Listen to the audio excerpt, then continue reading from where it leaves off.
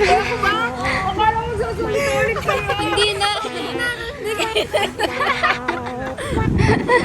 Tulala pa ako.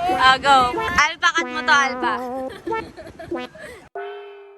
Pag nag-smile siya, ayun na yun. So, we came up about this idea because of our computer engineering survey, which is yung kanina na rin. And then, nag-came up kami dito kasi naisip yung computer engineering program namin was all about how being a college student. If may mga failure man kami, yung self-awareness, kung kilala ba namin yung sarili namin. So, nag-came up kami sa idea na to na ang gagawin namin is yung being a college student is mahirap ba or madali lang para sa isang estudyante. Gumawa kami ng mga idea and question tungkol sa self-awareness bilang isang college student. And nasasagot lang siya ng yes or no question. Naisip ko namin ng yes or no para mapadali yung pagkuha ng mga date.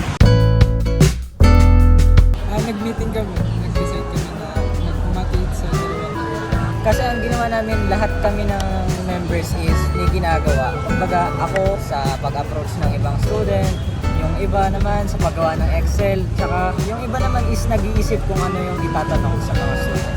Habang nag-shoot kami ngayon, may mga naka-assign para gumawa sa Excel. Yung groupings ngayon is biglaan, pero nagplano kami after. May maganda kaming output na nagawa. Mga challenges na na-encounter po namin sa survey na to is yung hiyabo. Nahihirapan po kami na mag-approach po ng mga tao. Hindi naman po kasi kami ganun ka-expert para lumapit sa mga tao ng ganun kadali. Time consuming po siya. Hindi lang naman isang question yung tinanong namin sa kanila. Pagawa po ng mga questionnaires. Ayun po, naging challenge din po sa kanila. Ayun lang po. Ako po yung nagtanong sa mga tao kahit po na Ano po, tumulong po ako sa pagganap ng mga respondents. Nag-approach po ng mga respondents po, tapos nag-document po ng mga nagsasurvey po sa akin. Ako yung document tsaka nag-picture ng mga yung nagtatanong kami sa mga students. Ako po yung gumawa ng mga questions. Nag-isip ng mga tanong and tumulong sa pag-a-analyze ng mga data. Ako po yung nag-film and nag-edit ng video. Ang na-contribute ko po ay yung pagtulong sa paghanap ng respondents and pag-film ng video. Ako po yung nag-approach sa mga ibang student para po i-ask sila. I'm all around po.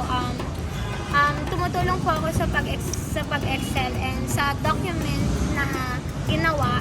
Then, nagtulong din po ako sa paggawa ng question and nag-ask din po ako sa mga 30 people, 15 people doon is kami yung nag-ask kasi naghati yung group namin nating 15 para makagawa ng 30 data. Then, start nun, after namin makuha yung data namin, nag-start na din kami gumawa ng Excel and documents. On rolling, 3, 2, 1. Huwag ka mag-flash!